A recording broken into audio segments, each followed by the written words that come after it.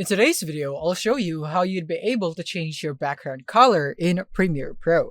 So let's get started.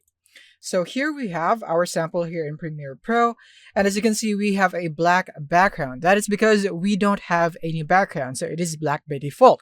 But if you actually go for transparency mode, you would be able to see it when you click here on settings and go click here on transparency grid. You'd now be able to see that it is actually transparent and not black. So when you export this with the transparency enabled, it would actually have a transparent background. Now, if you'd want to add a solid background color, whatever color it is, black, white, or whatever color. So to do that, you want to go into the project panel. So you can navigate here on the left side. You should see your project panel somewhere in here, depending on your arrangement. Once you're here, is that you want to right click into your empty space right here and go into new item and then go into color matte.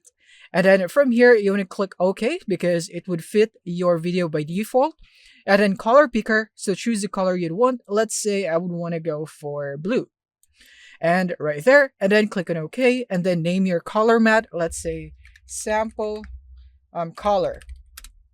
And then next, to find that color matte, is that you simply want to go into the project panel and scroll all the way down. And then you'll now be able to see it right here. And just simply drag it into your timeline, which is below everything, so that you would be able to see it as a background. And now it should look something like this. If you do want to change it, then you can absolutely do it. Just simply double click on the clip right here on your timeline, and then you'd now be able to select a new color, for example, red, and then click on OK, and then the background will now change. That's how easy it is to change your background color. Thank you for watching, and see you on the next one.